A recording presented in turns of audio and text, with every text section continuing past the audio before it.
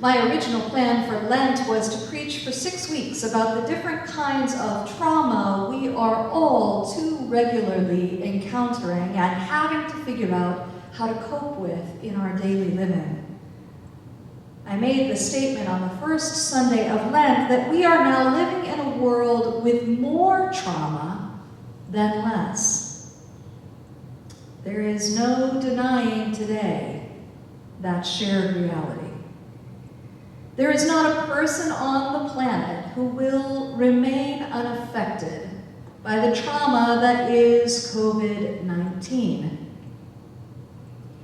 Today marks the end of the 3rd week of being homebound, of feeling worried sick for ourselves and our loved ones and those who put their lives on the line to take care of us simply by going to work.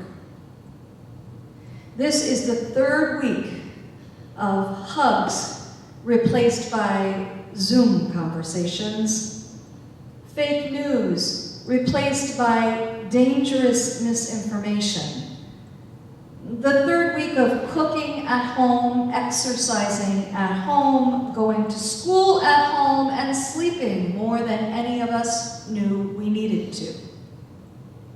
This is the 3rd week of trying to land something that feels like equilibrium.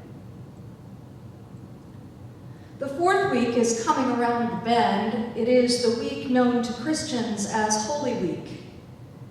It is traditionally a time leading up to Easter that is both celebratory and reverent. Holy Week begins on Palm Sunday, and in our tradition, the story tells of an anticipation of a new king, and eventually the dashed hopes of those who are gathered finding out that their candidate is not going to make it. Today normally starts by waving palm branches and ends with a pain that comes by confronting difficult truths. This Sunday, there are no palm branches. There are only difficult truths. Today, we walk alongside Jesus down a dusty road that will not likely turn out the way any of us wish that it would.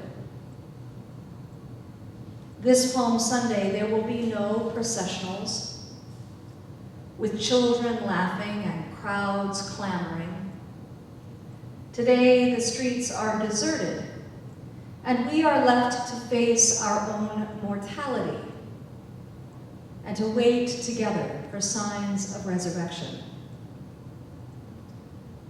If there is a silver lining, although frankly I think it's too early to tell, but if there is a word of hope, it is that for better or worse, we are all connected.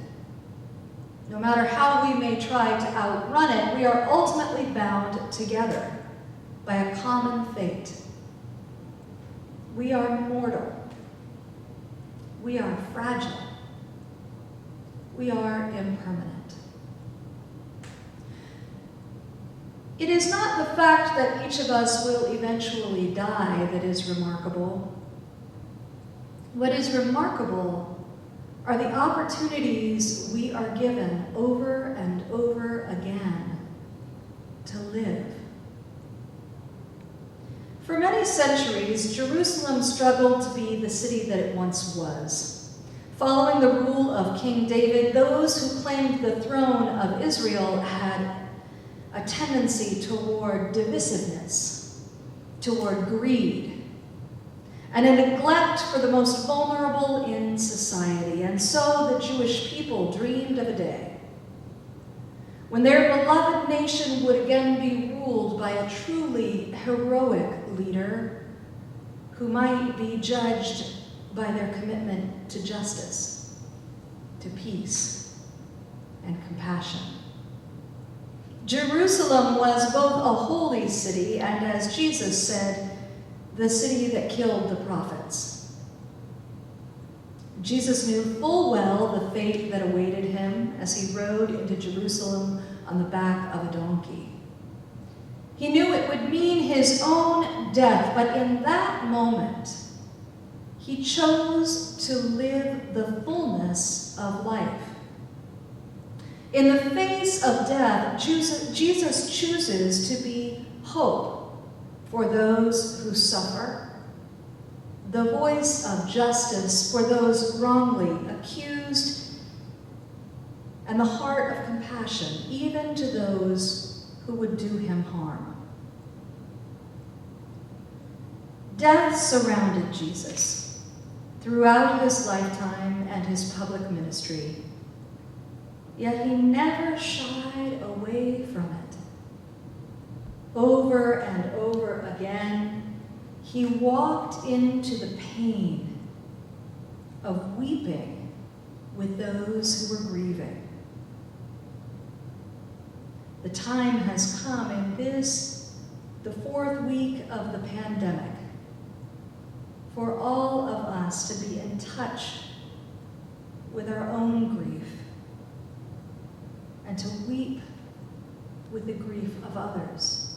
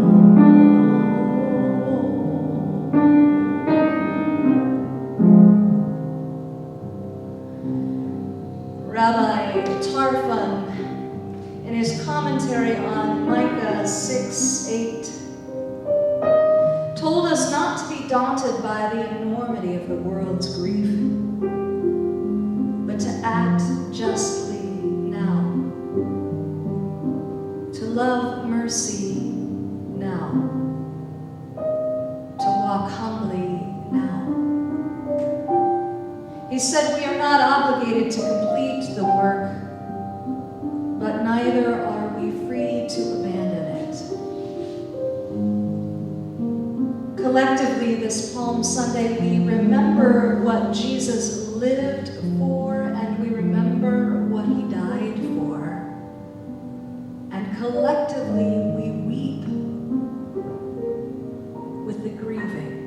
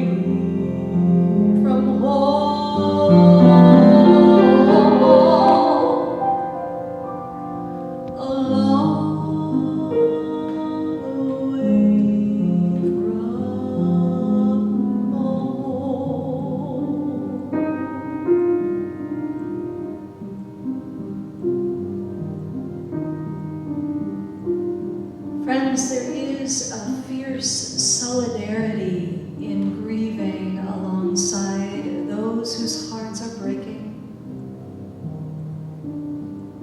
May we have the courage to tap into that holy solidarity that allows us not to be overcome by grief,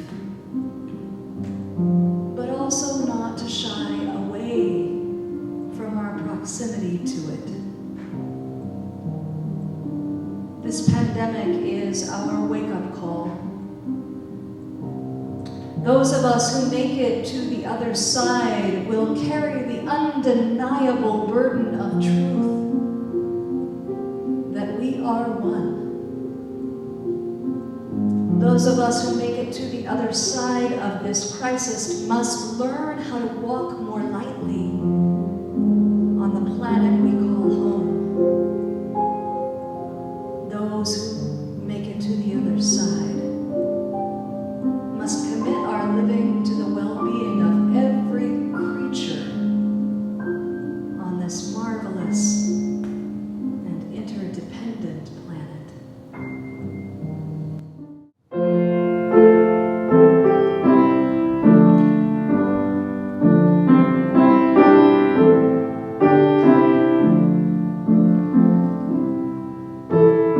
Friends, I invite you to take a good deep breath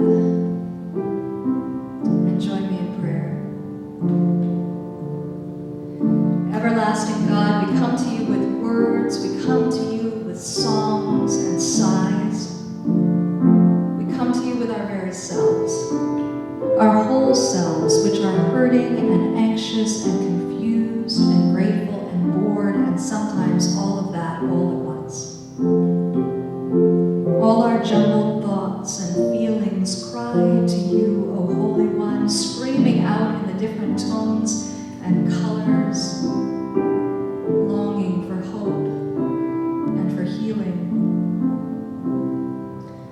We are united in our gratitude for all of those who are working on the front lines, for healthcare workers, to janitors, to grocery store workers. We are united in our care for the businesses we love who have had to close their doors and the millions of people who have lost their jobs and their livelihood. We are united in our care for everyone who is barely holding on. We are united in our hope for a way forward in this wilderness, for testing opportunities and enough equipment to go around, for scientists to find a cure, and for all of us to find a way to live safely in these days that are like no other. We are united in our concern for all who are sick with COVID-19 or anything else, for those who cannot access care, for those